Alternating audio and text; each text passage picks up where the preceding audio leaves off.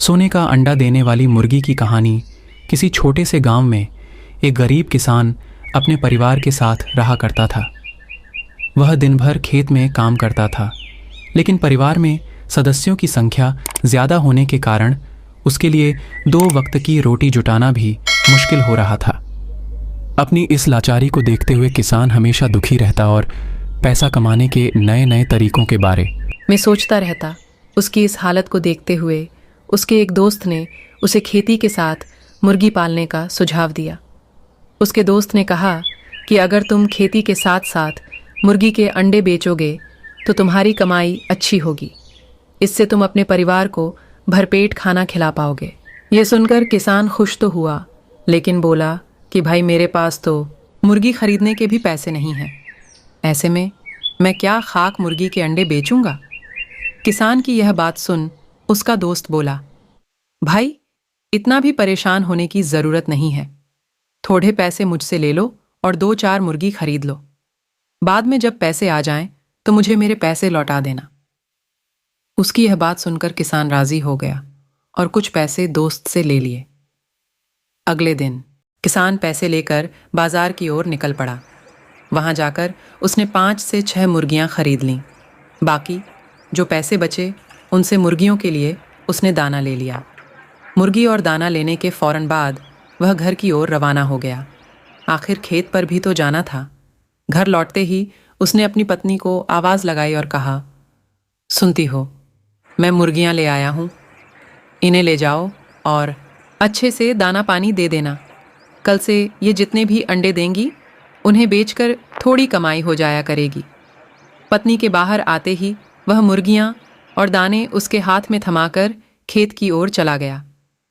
दिन भर खेत पर काम करने के बाद जब किसान वापस लौटा तो अपनी पत्नी को देखकर हैरान हो गया। उसकी पत्नी ने मैले कुचैले कपड़े की जगह नई चमकदार रेशमी साड़ी पहने हुए थी। हाथों में सोने की चूड़ियाँ और गले में मोतियों का हार था। यह सब देख उसे कुछ समझ नहीं आ रहा था कि अचानक उसकी पत्नी के हाथ ऐसा कौन सा खजाना लग गया जिससे उसने नए नए कपड़े खरीद लिए। उसने अपनी पत्नी से पूछा, यह सब क्या है, कैसे और कहाँ से आया यह सब? पत्नी मुस्कुरा कर बोली, बस यूं समझ लो, ईश्वर की कृपा बरस चली है। किसान फिर बोला, अरे बताओ तो सही, ऐसा कैसे हो गया? पत्नी बोली, आप जो मुर्गियां लाए थे उसमें से एक मुर्गी ने सोने का अंडा दिया था। यह सुनते ही किसान एकदम से उछल पड़ता है और कहता है, क्या सच कह रही हो? पत्नी कहती है, हाँ सच में। तभी तो यह सब आया, और पति के हाथ में रुपयों से भरी थैली थमा देती है। सोने के अंडे के बारे में जानकर किसान खुश तो बहुत होता है, लेकिन तसल्ली के लिए सब कुछ अपनी आंखों से देखना चाहता है। इसके लिए वह सुबह तड़के ही मुर्गियों के पास बैठ जाता है। तभी उनमें से एक मुर्गी सोने का अंडा देती है। सोने का अंडा देख वह खुशी से फूला नहीं समाता है। उसकी खुशी का कोई ठिकाना नहीं होता है। वह अंडे को हाथ में उठाता है और अपनी पत्नी को आवाज लगाता है। पत्नी के आते ही वह कहता है, अब हम गरीब नहीं रहे, हम दुनिया के सबसे अमीर आदमी बन जाएंगे। किसान की यह बात सुनकर पत्नी कहती है कि पागल हो गए हो क्या? एक अंडे से कोई दुनिया का अमीर आदमी कैसे बन सकता है? लोगों के पास तो पता नहीं कितना कितना सोना पड़ेडा है। पत्नी के इस तंज पर किसान कहता है, सोचो, जब यह मुर्गी सोने का अंडा देती है तो क्यों ना एक साथ इसके पेट में मौजूद सारे अंडे निकाल लिए जाएं। पत्नी थोड़ा सोचती है, फिर उसे पति की बात जच जाती है। वह भागकर एक तेज धार वाला चाकू ले आती है। किसान पत्नी के हाथों से चाकू लेकर एक झटके में मुर्गी का पेट चीर देता है। मुर्गी का पेट फटते ही मुर्गी मर जाती है और किसान के हाथ एक भी अंडा नहीं लगता। यह देख किसान और उसकी पत्नी को अपने किए पर बहुत पछतावा होता है। कहानी से सीख, सोने का अंडा देने वाली मुर्गी की कहानी से यह सीख मिलती है कि किसी भी मनुष्य को जितना है उतने में ही संतोष करना चाहिए। लालच कभी भी नहीं करना चाहिए, क्योंकि लालच बुरी बला है। नकली तोते की कहानी। एक बार की बात है, एक घने जंगल में विशाल बरगद का पेड़ था। उस पेड़ पर बहुत सारे तोते रहा करते थे। वे सभी हमेशा इधर उधर की बात करते रहते थे। उन्हीं में एक मिट्ठू नाम का तोता भी था। वह बहुत कम बोलता था और शांत रहना पसंद करता था। सब उसकी इस आदत का मजाक उड़ाया करते थे, लेकिन वह कभी भी किसी की बात का बुरा नहीं मानता था। एक दिन दो तोते आपस में बात कर रहे थे। पहला तोता बोला, मुझे एक बार बहुत अच्छा आम मिला था, मैंने पूरे दिन उसे बड़े चाव से खाया।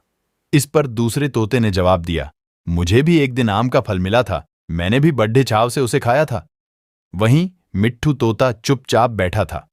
तब तोतों के मुखिया ने उसे देखते हुए कहा, अरे हम तोतों का तो काम ही होता है बात करना, तुम क्यों चुप रहते हो? मुखिया ने आगे कहा, तुम तो मुझे असली तोते लगते ही नहीं, तुम नकली तोते हो। इस पर सभी तोते उसे नकली तोता कहकर बुलाने लगे, लेकिन मिट्ठू तोता फिर भी चुप था। यह सब चलता रहा। फिर एक दिन रात में मुखिया की बीवी का हार चोरी हो गया। मुखिया की बीवी रोती हुई आई और उसने पूरी बात बताई। मुखिया की बीवी ने कहा, किसी ने मेरा हार चोरी कर लिया है और वो हमारी ही झुंड में से एक है। यह सुनकर मुखिया ने तुरंत सभा बुलाई। सभी तोते तुरंत सभा के लिए इकट्ठा हो गए। मुखिया ने कहा, मेरी बीवी का हार चोरी हो गया है और मेरी बीवी ने उस चोर को भागते हुए भी देखा है।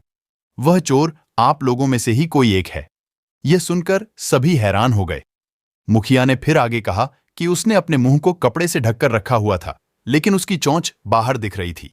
उसकी चोंच लाल रंग की थी।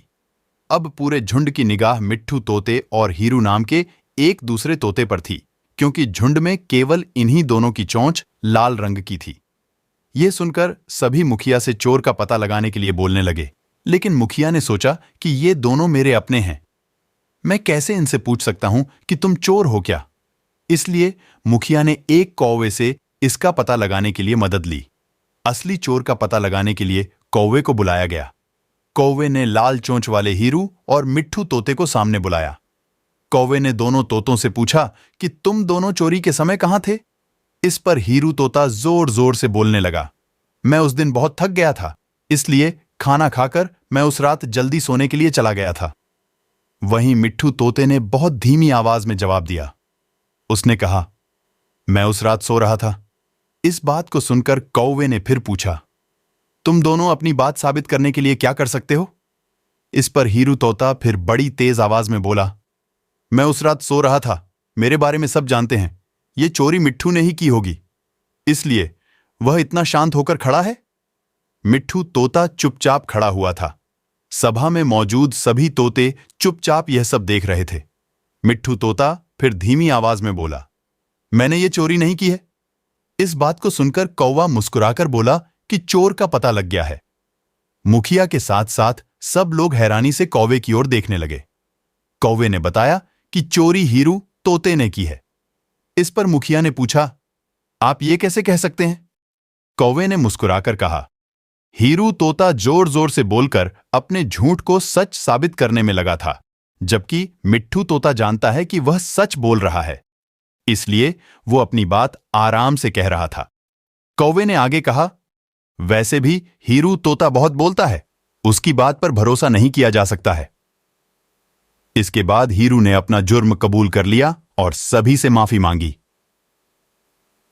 यह सुनकर सभी तोते हीरू तोते को कड़ी सजा देने की बात कहने लगे, लेकिन मिट्ठू तोते ने कहा, मुखिया जी, हीरू तोते ने अपनी गलती मान ली है, उसने सबके सामने माफी भी मांग ली है, उससे पहली बार यह गलती हुई है, इसलिए उसे माफ किया जा सकता है। यह बात सुनने के बाद मुखिया ने हीरू तोते को माफ कर दिया। कहानी से सीख, कभी कभी ज्यादा बोलकर हम अपनी अहमियत खो देते हैं, इसलिए जरूरत के समय ही बोलना चाहिए। वीडियो अच्छा लगे तो लाइक और सब्सक्राइब करें। आप लोग कहानी देखने के बाद सब्सक्राइब नहीं करते, यही दुख है। बहुत मेहनत लगती है कहानी बनाने में। धन्यवाद।